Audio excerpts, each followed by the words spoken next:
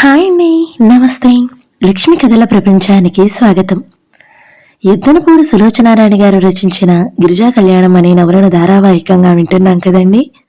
ఈరోజు ఈ వీడియోలో మనం పార్ట్ 15 వినేద్దామండి. గిరిజ, నువ్వు ఇంత ఆలోచించి నిర్ణయానికి వచ్చావని అనుకుంటే ఒక చెప్పేదేముంది, అలాగే కాని అన్నాడు మధుమూర్తి. ఇద్దరు హోటల్లో కూర్చుని ఉన్నారు. వాళ్ళు అక్కడికి వచ్చి చాలాసేపు అయిందని అక్కడ ఖాళీగా ఉన్న కాఫీ కప్పులే చెబుతున్నాయి. గిరిజ 4 గంటలు అవుతుండగా అతని ఇంటికి వచ్చింది. ఆ సమయానికి వరమ్మ ఇంట్లో లేదు. నీతో పనుంది, మాట్లాడాలి, నాతో రా అంది. మధు ఏం పని అని అడగలేదు. వెంటనే చెప్పులేసుకుని బయలుదేరి వచ్చాడు. ఇద్దరు నడుచుకుంటూ వెళ్లారు. గిరిజ పచ్చగడ్డిలో కూర్చుంది. కూర్చో అంది గిరిజ. మధుమూర్తి కూడా కూర్చున్నాడు.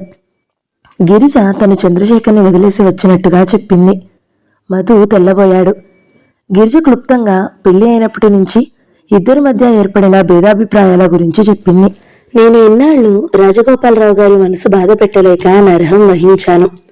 ఇక ఇప్పుడు ఆ ఇంట్లో ఉండాల్సిన అగత్యం లేదు. ఆ సంబంధం వదిలించుకుని వచ్చేస్తాను అంది. గిరిజ, ఒకసారి ముడిపడిన వివాహ బంధం వదిలించుకోవడం అంత సులభమని అనుకుంటున్నావా అన్నాడు మధు. పచ్చగడ్డి వేళ్లతో లాగుతున్న గిరిజ రోషంగా తలెత్తి చూసింది. ఎందుకు కాదు? తెలుసో తెలియకో ఆడపిల్ల తనకి అనువు కాని పెళ్లిలో చిక్కుబడుతుందనుకో, పొరపాటు తెలుసుకున్న తరువాత జీవితం చక్కదిద్దుకోకూడదా? జీవితాంతం దానినే భరిస్తూ ఏడుస్తూ కూర్చోవాలా? అది కాదు గిరిజ. మరీ పాతకాలం వాళ్ళలా మాట్లాడుకు మధు. వివాహం అంటే నాకు ఎంతో పవిత్రమైన భావం ఉందో నీకు తెలుసు. కాని పరిస్థితులు అలా వచ్చాయి. ధైర్యంగా చేసిన తప్పుని చక్కదిద్దుకోవాలని అనుకోవడం తప్పు కాదుగా. నా కాళ్ల మీద నేను బ్రతకలేని అసమర్థురాలని అయితే అప్పటి పరిస్థితి ఎలా ఉండేదో. కన్నీటి తెరలు నిండిన కళ్లతో దూరంగా చూస్తూ అంది. నీకు తెలీదు, చంద్రశేఖర్ అంటే నాకెంత ఇష్టమో. అతనితో కలిసి ఉండి ఘర్షణ పడుతూ అసహించుకునే కంటే విడిపోయి దూరంగా ఉండి గౌరవించడమే మంచిది అనుకున్నాను. అందుకే ఈ నిశ్చయం తీసుకున్నాను. నిజమే, కానీ లోకాన్ని ఎట్లో దూకని మధు. ఈ లోకాన్ని మనం ఎంతవరకు గౌరవించాలో, ఎంతవరకు అది పెట్టిన ఆంక్షలని భరించాలో మనకి తెలిసుండాలి. నాకు తెలుసు, చంద్రశేఖర్ని నేను వదిలేశానని అంటే ఈ లోకం నన్ను పిచ్చిదాన్ని అంటుంది. భర్తను వదిలేసిన ఆడది అంటూ హీన దృక్కులతో చూస్తుంది. కానీ నాకేం భయం లేదు. నేను వాటన్నిటికీ సిద్ధమై ఉన్నాను. మధుమూర్తి జవాబు చెప్పలేనట్టుగా చూడసాగాడు. గిరిజ కంఠం ఆవేశంతో పదునెక్కింది. ఈ పెళ్లి పేరు చెప్పి తరతరాలు ఆడపిల్లలకి పిరికితనం నూరిపోస్తూనే ఉంది ఈ సంఘం. ఒక భార్యని కాదని మగవాడు ఇంకో భార్యని తన జీవితంలోకి తెచ్చుకున్నంత సునాయాసంగా ఆడపిల్ల మాత్రం ఎందుకు చేయకూడదు? ఈ నీతి శాస్త్రాల బరువు బాధ్యత ఆడపిల్ల భుజాల మీదనే పడేసి మగవారు స్వేచ్ఛగా ఉంటున్నారు. మధు, తరాలు మారిపోతున్నాయి. ఆడపిల్ల వ్యక్తిత్వంలో, చదువులో, ఆర్థిక స్వాతంత్రంలో మగవాడికి ఏమాత్రం తీసిపోని రోజులు వచ్చాయి. పరిస్థితిని ఎంత మారినా ఆడపిల్లకి ఎందుకు ధైర్యం రావడం లేదు? ఒక పెళ్లి కాని ఆడపిల్ల నలుగురిలో తలెత్తుకు తిరగలేదెందుకు? భర్త వదిలేసిన ఒక అమ్మాయి తన తప్పేం లేకపోయినా తప్పంతా తనదేనన్నట్టు సిగ్గుపడుతూ తలవంచుకు వెళ్లిపోవడానికే ప్రయత్నిస్తుంది. అవి సమాజ పరిస్థితులు గిరిజ. ఎక్కడిది సమాజం? మనం సృష్టించుకున్నదేగా. ఎప్పుడో ఈ నియమాలు పెట్టుకున్నాం. అప్పటి కాలానికి అవి సరిపోయాయి. ఇప్పుడు రోజులు మారినా ఆ పాత చింతకాయ పచ్చడినే పట్టుకుని ఎందుకు వేలాడాలి? నన్నడిగితే అదంతా ఆడపిల్ల పెరిగితనం అంటారు. వీళ్ల చదువులు, వ్యక్తిత్వాలు తల్లిదండ్రులు చెప్పిన పద్ధతిలో మూసపోయినట్టే ఉంటాయి. ఎంత చదువు చెప్పించినా 25 ఏళ్లు దాటినా ఇంకా తల్లిదండ్రులే కట్నం పోసి వరుణుని వెతికి తీసుకురావాలి. తన కాళ్ల మీద తను నిలబడేందుకు అవకాశాలున్నా అమ్మా నాన్నల చాటున ఆకుచాటు పిందెలా బ్రతకాలని చూస్తారు. వీళ్ళకి కాస్త ధైర్యం వస్తే ఎంత బాగుంటుంది కదూ. ధైర్యమా? ఇంకెలాంటి ధైర్యం గిరిజ? అందరి మీద తిరగబడమంటావా? అది మరీ ఘోరం. అర్థం పర్థం లేని ఆవేశంతో అందరినీ కసిగా తిట్టేవాళ్ళు, మానవత్వం మర్చిపోయిన మనుషులు, మానసికంగా వాళ్లతో ఏదో లోపం ఉంటుందని నా నమ్మకం. నా దృష్టిలో ధైర్యం గడ ఆడపిల్ల అంటే తన జీవితానికి సంబంధించిన మంచి చెడుల నిర్ణయం తనే నిర్ణయించుకునే వ్యక్తిత్వం గల అమ్మాయి. మగవాడిని ప్రేమించవద్దని నేను అనడం లేదు. మగవాడితో సంబంధం లేకపోతే స్త్రీకి సగం జీవితం చీకటి కోణమన్నమాటే. అతని అనురాగం తెలియకపోతే జీవితంలో అసలైన ఆనందం, సుఖం పొందలేదన్నమాటే. కానీ అతని ప్రేమ తన వ్యక్తిత్వంతో ఆకర్షించుకోవాలి. అతని ఇష్టం లేకపోతే దూరంగా వెళ్ళిపోయి నిర్భయంగా బ్రతకగలడు అనే ధీమా ఉండాలి. మధు గిరిజనే చూస్తున్నాడు. ఆవేశంతో కమ్మిన ఆ ముఖంలో ఎంతో ఆత్మస్థైర్యం, ఎంత విశ్వాసం. ఇద్దరూ లేచి నడుచుకుంటూ వెళ్లి అక్కడే ఉన్న హోటల్లో కూర్చున్నారు. కాఫీకి ఆర్డర్ ఇచ్చారు. మధుమూర్తి గిరిజ చేస్తున్న నిర్ణయం గురించి వాదించాడు, తర్కించాడు. చివరికి అతనే ఓడిపోయాడు. గిరిజ అభిప్రాయం మాత్రం మారలేదు. ఇప్పుడు మరి ఎక్కడుంటావు అన్నాడు. భయపడుకో, నీ ఇంటికి రానులే. అతను గాయపడినట్టుగా చూశాడు. నువ్వే వస్తే నిజంగా నాకు అంతకంటే ఆనందం ఇంకేదీ ఉండదు. అప్పుడు నువ్వు ఒంటరిగా కాకుండా నీతో కలిసి నేను కూడా ఈ సంఘంతో పోట్లాడతాను. గిరిజ అతని మాటలు అర్థమయ్యాయి. చూపులు టేబుల్ మీదకి మలుచుకుంటూ అంది. మధు, చందుకి నేను దూరంగా వచ్చేశాను. అంతేగాని అతనితో నా మనసుకున్న సంబంధం ఇంకా తెంపుకోలేకుండా ఉంది అంది. అతను అర్థమైనట్టు చూశాడు. గిరిజ వ్యక్తిత్వానికి మనసుకి ఘర్షణ జరుగుతుందన్నమాట. గిరిజ అంది, నేను హాస్టల్లో చేరాను. అక్కడ చేరి నీ దగ్గరికి వచ్చాను. మధు, నేను చేసిన పని మరీ తప్పనిపిస్తుందా అంది. తప్పొప్పులు నిర్ణయం కాలానికి వదిలేద్దాం. నువ్వు చేసిన ఈ పని వల్ల నువ్వు సుఖపడితే ఇది సరైన నిర్ణయమే. అలా కాకుండా బాధలు పడ్డావా, నీ నిర్ణయం సరైనది కాదన్నమాట. గిరిజ, నేను నీకు స్నేహితుణ్ణి. స్నేహానికి నిర్వచనం ఏమిటి? ఒకరికి ఒకరు కష్టసుఖాల్లో నీడగా అండగా ఉండడమే కదా. నీకు డబ్బేమైనా కావాలా? గిరిజ మాట్లాడలేదు. మధుమూర్తి జేబులు తడుముకుని అందులోంచి 50 రూపాయల నోట్లు 2 ఇచ్చాడు. రేపు ఇంకా ఇస్తాను అన్నాడు. గిరిజ కృతజ్ఞతగా చూసింది. నేను త్వరలోనే ఏదైనా ఉద్యోగం చూసుకుంటాను. జీతం లాంటిది రాగానే ఈ అప్పు తీర్చేస్తాను అంది. మన మధ్య డబ్బుకి నా భేదం ఉందా గిరిజ? అలా ఉంటే మన స్నేహానికి అర్థమే లేదు. పొద్దుపోయింది, వెళ్దాం పదా. ఈ సంగతి రవికి రాసావా? లేదు, నెమ్మదిగా రాస్తాను అంది. మధుమూర్తి గిరిజని హాస్టల్ దగ్గర దించి వెళ్ళిపోయాడు. గిరిజకి ఆకలి కాలేదు. వచ్చి మంచం మీద పడుకుంది. చందు ఏం చేస్తున్నాడు? సాయన్న చెప్పి ఉంటాడా? తన ఉత్తరం చదివాడా? అతని కళ్ళు ఆనందంతో మెరుసుంటాయి. బహుశా స్నేహితులతో పార్టీ సెలబ్రేట్ చేసుకుంటున్నాడేమో. గిరిజ కళ్లల్లో నీళ్లు తిరిగాయి. అదృష్టం తనని ఎందుకిలా వంచింది? గిరిజ పక్కకు తిరిగి దిండులో ముఖం దాచుకుంది. చందు రవి ఆపరేషన్ కోసం సాయం చేసిన 2000 రూపాయలు అతనికి తిరిగిచ్చేయాలి. అప్పుడు గాని తన పూర్తిగా బంధ విముక్తురాలు కాదు అనుకుంది. May I know your name please? సన్నటి కంఠం వినిపించింది. గిరిజ దిండులోంచి ముఖం తిప్పి చూసింది. ఎదురుగా బాగా లావాటి అమ్మాయి కళ్ళజోడ పెట్టుకుని కనిపించింది. నా పేరు పారిజాతం, అందరూ పారు అంటారు అంది. గిరిజ లేచి కూర్చుంది. నా పేరు గిరిజ అంది. పారిజాతం స్వస్థలం వరంగల్లు. పెద్ద కుటుంబం, 6 ఆడపిల్లలే. పారిజాతం పెద్దక్క పిచ్చిది. రెండో అక్క ముస్లిం యువకుడితో పారిపోయిందట. ఇక మిగతా వాళ్లకి పెళ్లి కాలేదు. పెళ్లిళ్లు చేయలేనని తెలుసుకున్న తండ్రి చదువులు చెప్పించాడు, ఉద్యోగాలు వచ్చేలా చేశాడు. పారిజాతం స్కూల్లో టీచర్గా చేస్తుంది. చాలా సరళ స్వభావం, అందరితో కలుపుగోలుగా ఉంటుంది. గిరిజను ఎక్కువ ప్రశ్నలు వేసి వేధించలేదు. సినిమాల గురించి, పుస్తకాల గురించి మాట్లాడింది. సినిమాలో తన ఫేవరెట్ హీరో గురించి చెప్పింది. అతని సినిమాలు వస్తే మాత్రం మొదటి రోజు మొదటి ఆట. బ్లాక్లోనైనా సరే టికెట్లు కొని వెళ్లాల్సిందే. సీరియల్స్ కూడా అంతే, ఒక టైప్ నవలలే నచ్చుతాయి. కష్టాలు కన్నీళ్లు నచ్చవు. పారిజాతం పడుకోబోయే ముందు అడిగింది, అంత క్రితం నిన్ను దింపడానికి వచ్చిన వ్యక్తి ఎవరు? బాయ్ ఫ్రెండా అంది. గిరిజ నవ్వుతూ అవునన్నట్లు చూసింది. నాకు మగవాళ్లతో మాట్లాడాలంటే భయం, కాళ్ళు వణికిపోతాయి, మాట తడబడిపోతుంది అంది. వాళ్ల నాన్న చండశాసనుడట. వీధిలోకి వెళితే తన్నేవాడట. చదువంతా ఆడపిల్లల స్కూలే, కాలేజీలోనే. ఇప్పుడు ఉద్యోగం కూడా స్కూల్లో. హెడ్ మిస్ట్రెస్ ఉందే, పరమ గయ్యాళి అంది. పారిజాతం ఎంత కబుర్లు చెబుతుందో అంత స్నేహపాత్రురాలు. ఎవరికైనా కష్టం కలిగితే చూడలేదు. పారిజాతానికి గిరిజ అంటే ఇష్టం ఏర్పడింది. ఉద్యోగం కోసం చూస్తున్నావా? మా స్కూల్లో తెలుగు టీచర్ పురిటి సెలవు మీద వెళ్ళింది. ఆ ఉద్యోగం నీకు ఇస్తారేమో కనుక్కుంటానుండు అంది. 2 రోజుల అనంతరం పారిజాతం ద్వారానే గిరిజకి ఆ స్కూల్లో తెలుగు టీచర్గా ఉద్యోగం వచ్చింది. గిరిజకి ఎంతో సంతోషం కలిగింది. మధు కూడా ఆనందపడ్డాడు. నీ ఉద్యోగం కోసం నేను కూడా ప్రయత్నిస్తున్నాను అన్నాడు. ప్రస్తుతానికి ఏదో ఒక ఆధారం, తర్వాత మంచిది దొరికితే ఇది వదిలేస్తాను అంది. హాస్టల్లో లేచినప్పటి నుంచి హడావిడే. ఎవరి పనుల కోసం వారు పరుగులు పెడుతున్నట్టే ఉంటారు. భోజనం అస్సలు బాగుండదు. వీలైనంత వరకు బయట భోజనం చేసి వస్తుంటారు. మధుమూర్తి రోజు సాయంత్రం బ్యాంక్ వదలగానే ఆఫీస్ నుంచి ఇటే వస్తున్నాడు. ఒక అరగంటో గంటో గిరిజ అతను కలిసి కూర్చుని కబుర్లు చెప్పుకోవడమే, లేక ఎక్కడికైనా వెళ్ళి ఏదైనా తినడమో చేస్తుంటారు. ఒకరోజు గిరిజను చూస్తూ మధు అన్నాడు, గిరిజ, నిన్ను చూస్తే నాకు చిత్రంగా అనిపిస్తుంది. ఎందుకు? రాజగోపాలరావు గారి ఇంట్లో చూస్తే మహారాణిలా ఉన్నావు.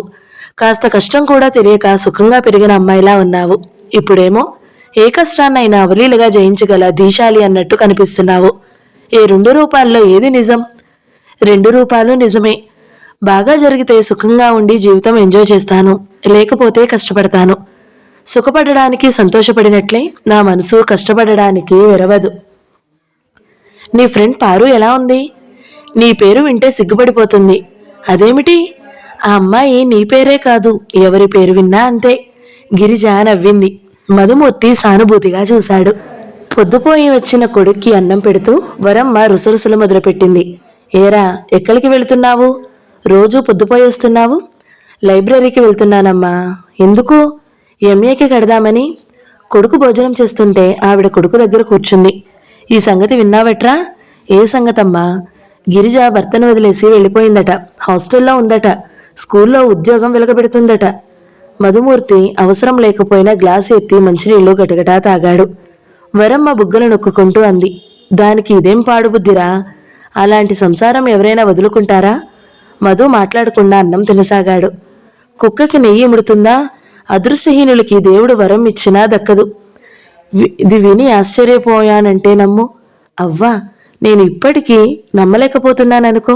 ఇంటికి పిలిచి నీకిదేం పాడుబుద్దే అంటూ చెడామడా 4 తిడదామన్నంత కోపంగా ఉంది. నీకెందుకమ్మా మధ్యలో? అంతేలే, అంతేనని ఊరుకున్నాను.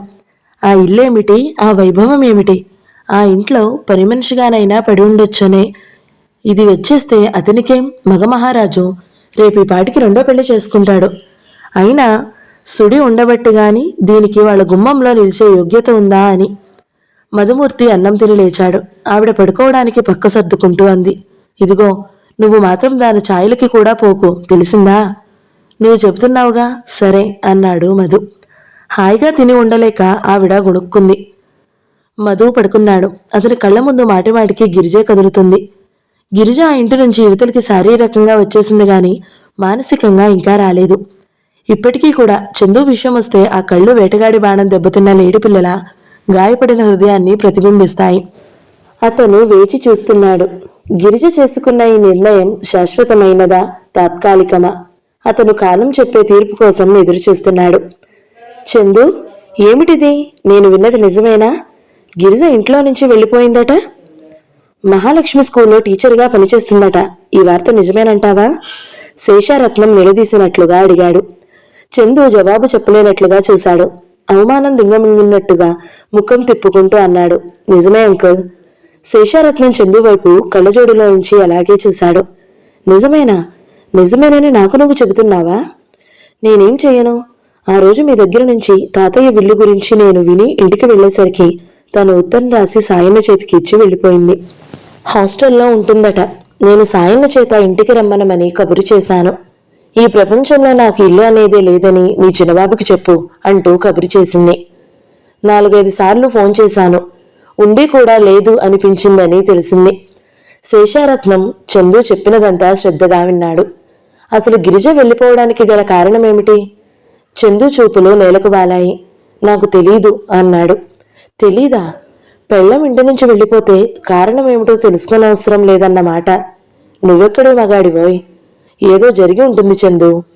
తాతయ్య చనిపోయే ముందు గిరిజ గురించి నీకు రాసిన ఉత్తరం మాట మర్చిపోయావా? మర్చిపోలేదు. తాతయ్య పట్ల గౌరవంతోనే తను నాకు చెప్పకుండా వెళ్ళిపోయిందని కోపం వచ్చినా అది దిగమింగి సాయన్నతో కబురు చేశాను. కోపం వచ్చి వెళ్ళిన ఆడది నౌకరి చేత కబురు చేస్తే వస్తుందా? నీకు ఆ మాత్రం ఆలోచన ఎలా లేకపోయింది? నేనేం చెయ్యను అంకుల్. వెళ్ళి వెంటనే గిరిజని కారణమేమిటో అడిగి తెలుసుకో. నేనా? అవును, నువ్వే. ఒకవేళ నీ తప్పేదైనా ఉంటే బ్రతిమలాడి ఇంటికి తెచ్చుకో. చిచి, ఆ అమ్మాయి ఇల్లు విడిచి ఊరిలోనే వేరుగా ఉండడమా? ఉండడమే కాకుండా ఉద్యోగం చేయడమా? ఎంత పరువు నష్టం! మీ వంశప్రతిష్టకి ఎంత మచ్చ! నలుగురు నీ గురించి ఎంత నవ్వుకుంటారో తెలుసా? తెలుసు అంకుల్. ఎక్కడికి వెళ్ళినా అదే ప్రసక్తి. తల ఎత్తుకోలేకపోతున్నాను, ఏం చెయ్యను? పళ్ళు బిగువున అన్నాడు. ఇంతలో అక్కడికి శేషారత్నం భార్య కాఫీ తెచ్చింది. ఇద్దరికీ ఇస్తూ, ఏరా, నీ భార్య ఉద్యోగం చేస్తుందట, నువ్వేమన్నావేమిటి? ఇంట్లో నుంచి ఎందుకు వెళ్ళిపోయింది అంది. నేనేమీ అనలేదాంటీ, తనే వెళ్ళిపోయింది అన్నాడు. నువ్వేమీ అనకుండా వెళ్ళిపోయిందా? అయితే చాలా పొగరన్నమాట. అలాంటి వాళ్ళకి మాటలతో పనిలేదు. 4 తన్ని ఇంట్లో పడేసి తాళం వెయ్యాలి. మొన్న శనివారం జడ్జిగారింట్లో కొడుకు బారసాల ఉందని వెళితే ఆవిడ ఇదే అడిగింది. మీ తాతయ్య ఆయన ఎంత స్నేహితులు. మీలో మీకు ఏదైనా తగాదాలు ఉంటే ఇంట్లో తన్నుకు చావండి. మీ పోట్లాటలు పడక గదికే పరిమితం చేసుకోండి. అంతేగాని ఇలా ఊరిన పడతారా? దానికి బుద్ధి లేకపోయిందనుకో, నువ్వు గాజులు తొడిగించుకున్నట్టు చూస్తూ ఊరుకున్నావా? పరువు నష్టం ఎవరికి? ఆ అమ్మాయికేం ఊరా పేరా? ఎక్కడో ఉండాల్సిన దాన్ని తెచ్చి మీ తాతయ్య సింహాసనం ఎక్కించారు. మా చెల్లెలు కూతుర్ని చేసుకోవయ్యా అంటే విన్నారు. చందు ఇష్టం నాదేం లేదు అన్నాడు. ఇప్పుడు బాగా అయింది. అందుకే పెళ్ళిళ్ళు తెలిసిన వాళ్లలోనే చేసుకోవాలి అన్నారు. అదే నా చెల్లెలు కూతురే అనుకో, ఇలాంటి గొడవలు జరిగేవా? జరగనిచ్చేవాళ్లమా? చందు ఆవిడ ఉపన్యాసం వినలేనట్టు కాఫీ గబగబా తాగి, ఇక వెళతాను అంకుల్ అంటూ లేచాడు. శేషారత్నం సరే అన్నట్టు తలూపాడు. చందు వస్తుంటే ఆవిడ గుమ్మం వరకు వచ్చి సాగనంపుతూ అంది, కాస్త భార్యని అదుపులో పెట్టడం నేర్చుకో, మీ పరువు సంగతి మర్చిపోకు. కారులో కూర్చున్న అతనికి ఆ స్టీరింగ్ విరగ్గొట్టాలన్నంత ఆవేశం వచ్చింది. చందు డ్రైవ్ చేస్తున్న కారు ఆ వీధుల్లో నుంచి పోతుంది. అతని మనస్సు అల్లకల్లోలంగా ఉంది. గిరిజ వెళ్ళిపోయిందని అనగానే అతనికి చాలా రోషం వచ్చేసింది. ఆ అమ్మాయి తన విలువ తెలిసి తిరిగి రావాలని ఆగ్రహపడ్డాడు. ఎక్కడికి వెళుతుంది? వారం రోజుల్లో తిరిగి వస్తుంది. నువ్వేం దిగులు పడకు చందు, ఈ ఆడవాళ్లు బ్రతిమలాడిన కొద్దీ నెత్తికెక్కుతారు అన్నారు ఫ్రెండ్స్.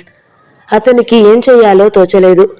ఒక పక్క ఆస్తి వ్యవహారాలు, ఇంటికి వెళ్లడం ఆలస్యం, ఆ మేనేజరు పుస్తకాలు ఎదురవుతాడు.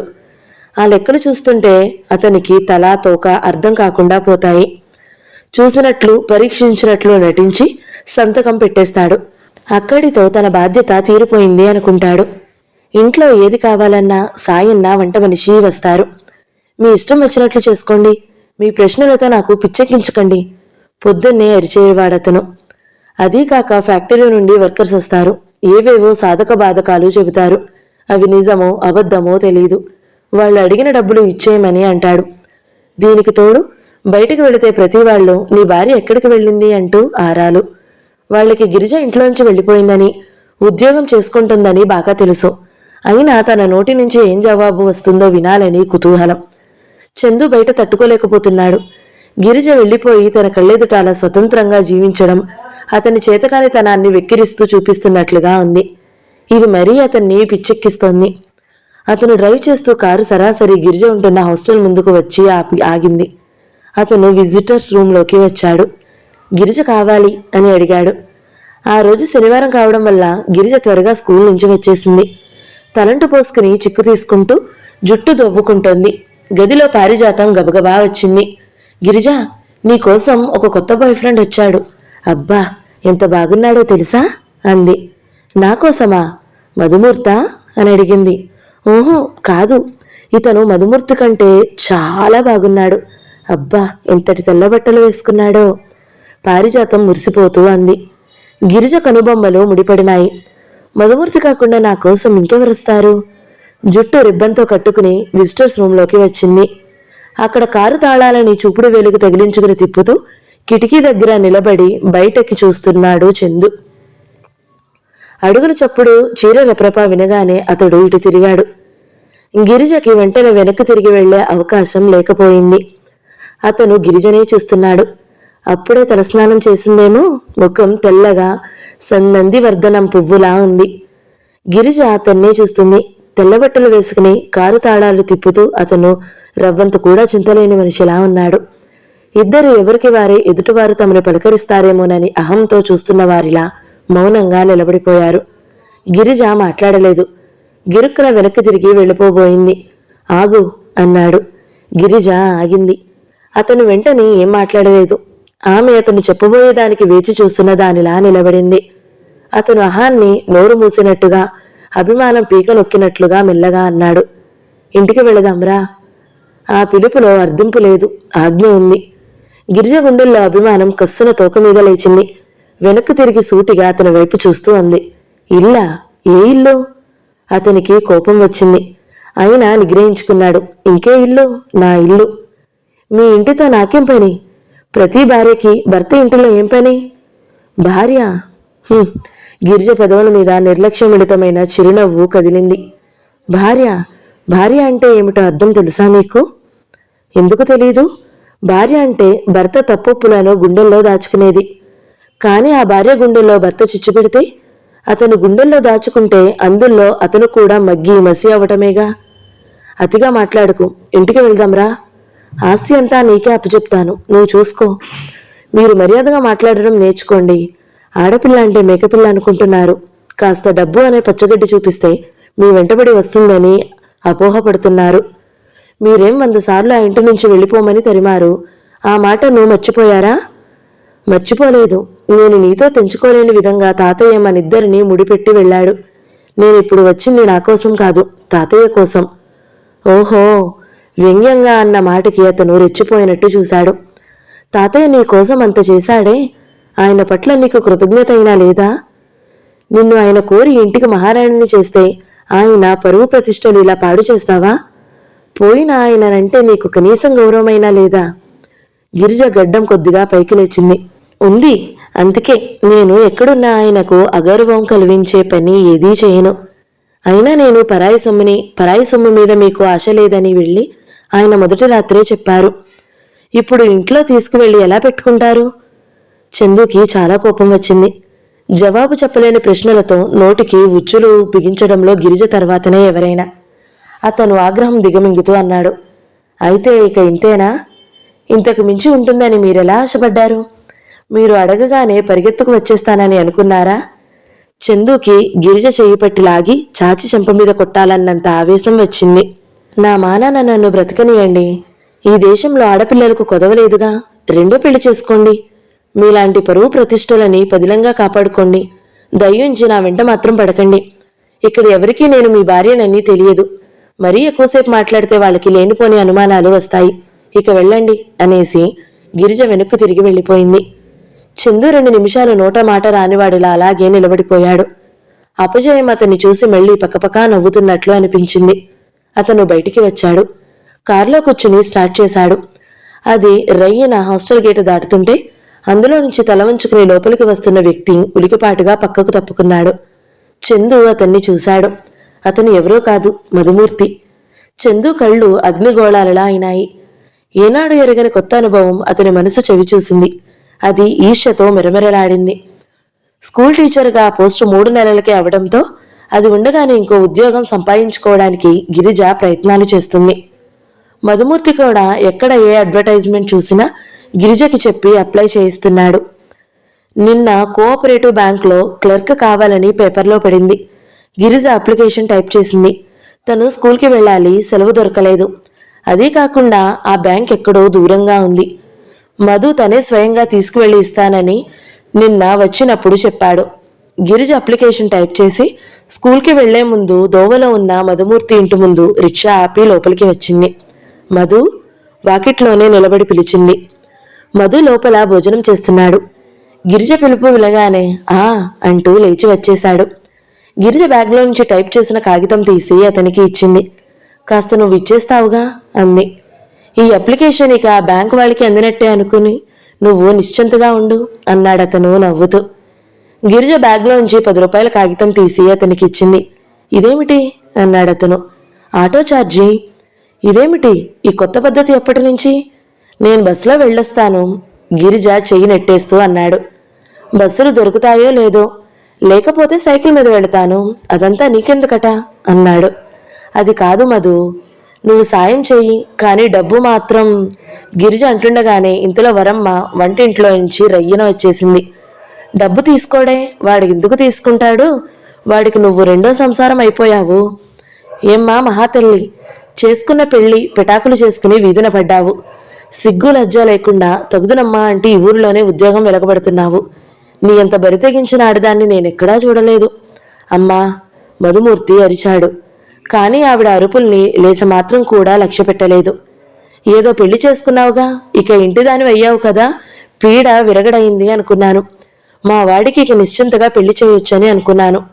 మళ్ళీ నీ బాధ మొదలైంది. వాడు వచ్చిన ప్రతి సంబంధాన్ని వద్దంటున్నాడు. అమ్మా, నువ్వేం మాట్లాడుతున్నావో నీకు తెలుసా? మధుమూర్తి తల్లిని వంట ఇంటి వైపు తోశాడు. ఎందుకు తెలియదురా, బాగా తెలుసు. ఈ పాపిష్టదాని మూలంగానేగా నువ్వు ఆ వరంగల్ సంబంధం వద్దంది. అది నాకు తెలియదనుకుంటున్నావా? పెళ్లికి ఒప్పుకుంటానన్న పెద్ద మనిషివి మళ్ళీ ఎందుకు మనసు మార్చుకున్నావు? నువ్వింక మాట్లాడకమ్మా. ఇంకొక మాట మాట్లాడావంటే ఈ ఇంట్లో నుంచి వెళ్ళిపోతాను. గిరిజ, నువ్వు వెళ్ళిపో అన్నాడు మధు. గిరిజ ముఖంలో అవమానం, అభిమానం, రోషం కుతకుతలాడిపోతున్నాయి. వెళ్ళొస్తాను మధు, ఎంతో సహనంతో అవమానం దిగమింగుతూ అంది. నువ్వు మళ్ళీ ఏమి రానక్కర్లేదు తల్లి. నా కొంప నిలువునా తీయకు. నీకు ఆ మొగుడు నచ్చకపోతే వెళ్ళి దేశం మీద పడు. అంతేగాని నా కొడుకు జోలికి మాత్రం రాకు. సిగ్గున్న దానివైతే నా గుమ్మంలో మళ్ళీ కాలు పెట్టవు. వరమ్మ కేకలు పెట్టి అరుస్తుంటే ఇరుగు పొరుగు సోద్యంగా తొంగి చూడసాగారు. మధుమూర్తి గబగబా షట్టేసుకుని చెప్పులేసుకుని బయటికి వచ్చాడు. గిరిజ రిక్షా ఎక్కబోతుంది. గిరిజ, అమ్మకేం తెలీదు, ఏమిటో వాగేసింది. వాళ్ళకి నీ స్థితి చెప్పినా అర్థం కాదు. అదంతా నువ్వు మనసులో పెట్టుకోవద్దు. గిరిజ కళ్ళనీళ్ళని బలవంతంగా బిగబట్టుకుంది. మీ అమ్మ మీద నాకేం కోపం లేదు మధు, తప్పంతా నాదే. నేను ఇదివరకు గిరిజనే అనుకుంటున్నాను. ఇదివరకు గిరిజన కాదుగా, భర్త వదిలేసిన ఆడదాన్నయ్యే. నేను సాయంత్రం కలుస్తాను గిరిజ. గిరిజకి ఆ మాట ఉత్సాహంగా అనిపించలేదు. సమాధానం ఏమీ చెప్పలేదు. పోనీ అంది. రిక్షా కదిలింది. గిరిజ మనసులో విషం గుమ్మరించినంత చేదుగా ఉంది. మధుమూర్తి అంత మంచివాడు. తనకి ఎంతో అండగా నిలబడ్డాడు. అతని స్నేహంలో ఎలాంటి స్వార్థమూ లేదు. అతను తనకి తోడుగా ఉంటే లోకానికి ఎందుకంత బాధ? వెక్కిరింపుగా ఏదో ఒకటి అంటూనే ఉంది.